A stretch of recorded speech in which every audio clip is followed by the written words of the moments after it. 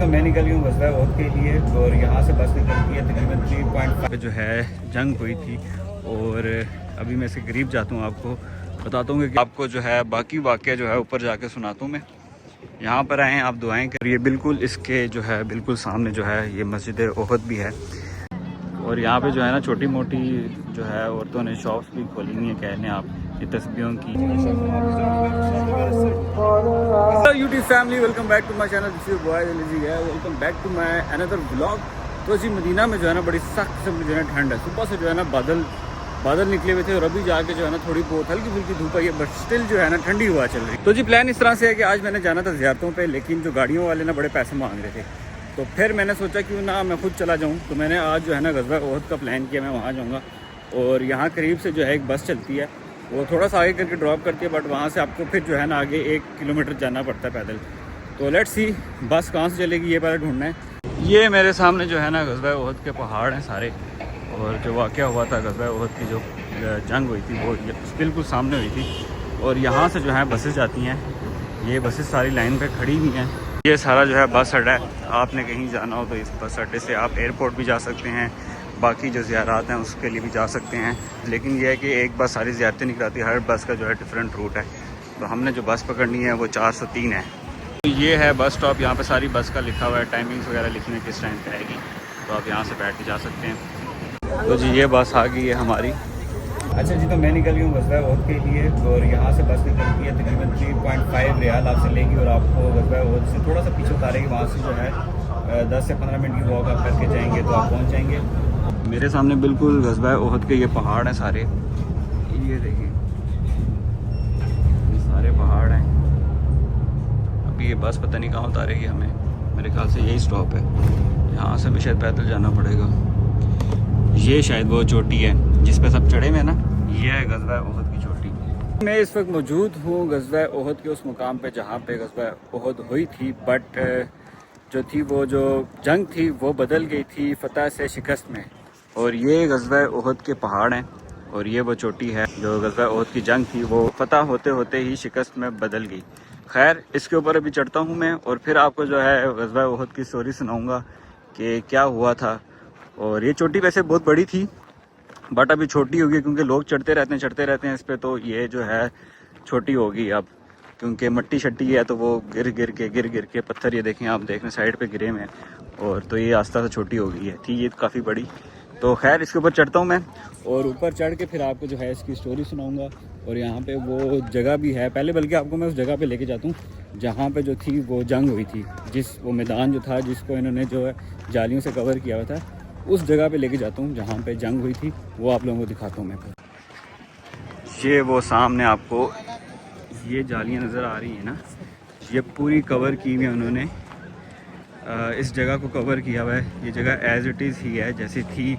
तो जी मैं करीब आ गया हूँ उस जगह के, उस मुकाम पे जहाँ पे जो है जंग हुई थी। बेसिकली ये जो आप पूरी जगह देख रहे हैं ना, इस जगह के अंदर जो है वो जंग हुई थी।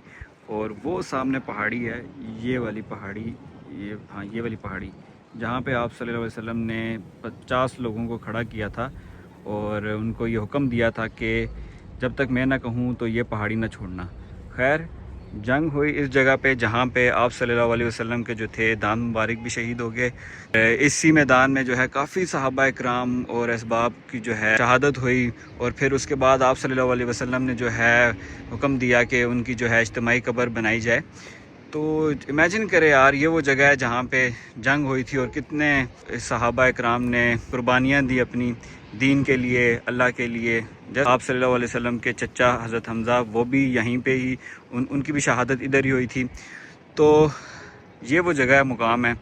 अभी हम चलते हैं उस पहाड़ चोटी पे जो कि घिस के छोटी हो गई है, उसके ऊपर चढ़ते हैं और आपको जो है बाकी वाक़या जो है ऊपर जाके सुनाता हूँ मैं। यहाँ पर आएँ आप दुआएं करें इनके लिए, क्योंकि इन्हीं की वजह से जो है आज हमें घर बैठे जो है दीन मिला है, इनकी कुर्बानियों से। और ये बिल्कुल इसके जो है बिल्कुल सामने जो है ये मस्जिद ओहद भी है और वो सामने चोटी है, चोटी पे चलते हैं।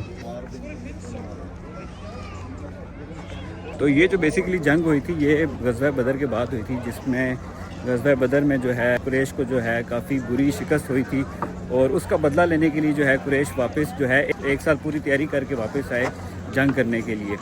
تو غزوہ بدر میں جو ہے ان کے کافی بڑے بڑے جو ہیں لیڈر آپ کہہ لیں، وہ بھی اس میں 70 کے قریب جو ہیں ان مارے گئے تھے.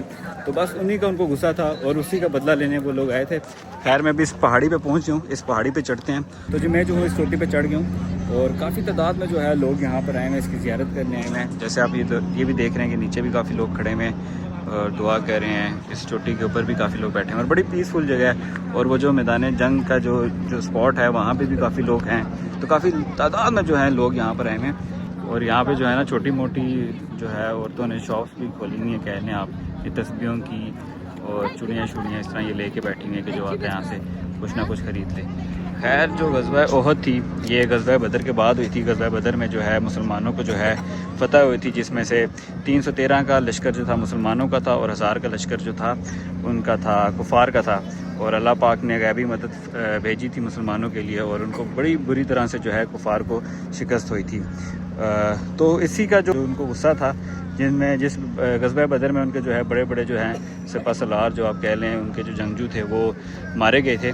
اور اسی کا بدلہ لینے کے لیے کفار نے جو ہے 1 سال پوری تیاری کی اور اس کے بعد جو ہے انہوں نے حملہ کیا، جنگ کرنے کا اعلان کیا. اور اس کفار کے جو لیڈر تھے وہ ابو سفیان تھے اور جنہوں نے بعد میں اسلام قبول کر لیا تھا.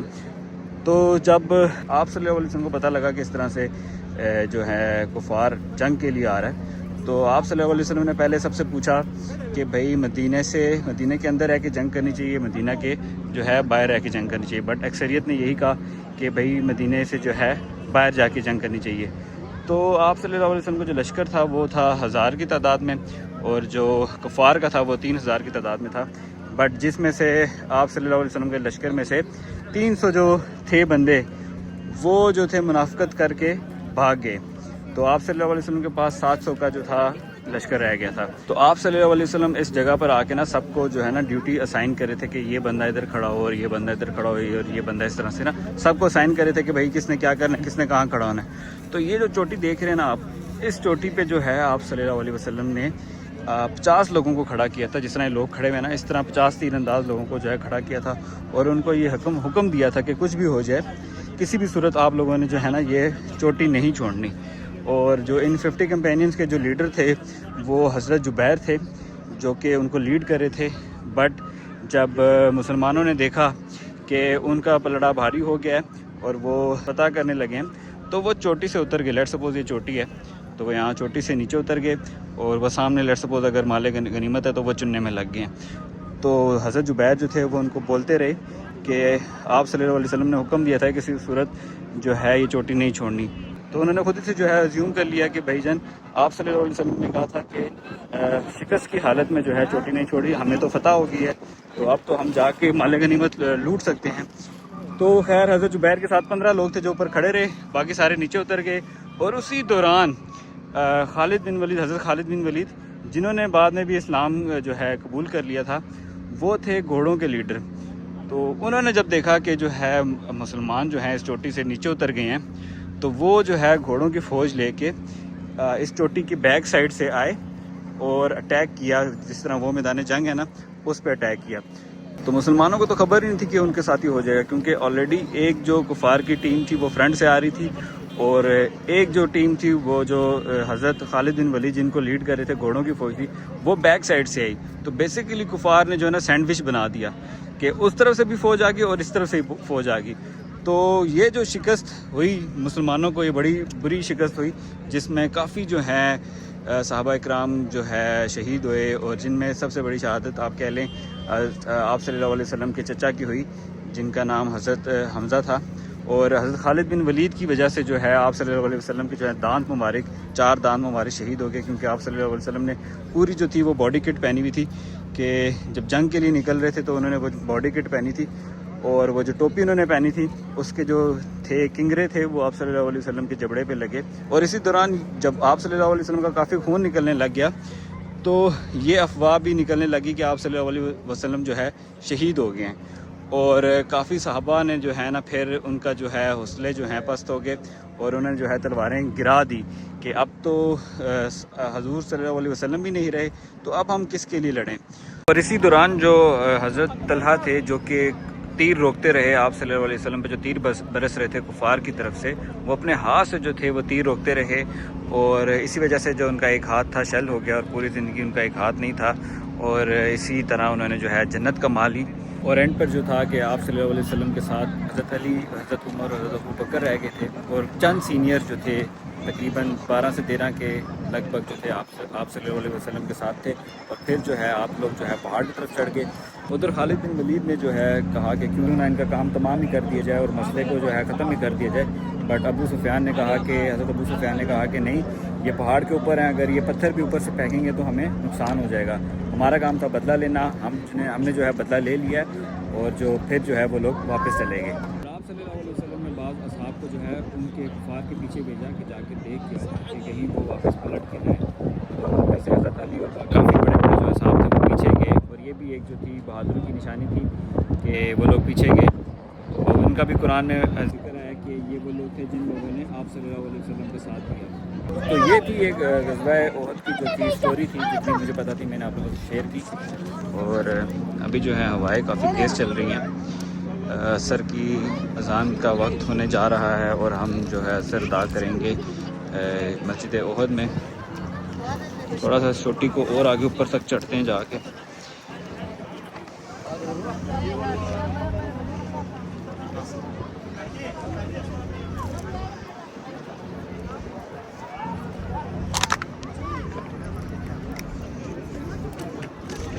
تو یہ جو چوٹی کا ہے نا، یہ ٹاپ ہے بالکل، یہ جگہ جو ہے بالکل ٹاپ ہے۔ اور آپ صلی اللہ علیہ وسلم نے جو ہے دنیا میں ہی جنت کی بشارت دے دی تھی ان لوگوں کے لیے جو غزوہ احد لڑیں گے، تو یہ وہ مقام ہے۔ امیجن کریں یار، اس جگہ پہ سارا واقعہ ہوا ہے۔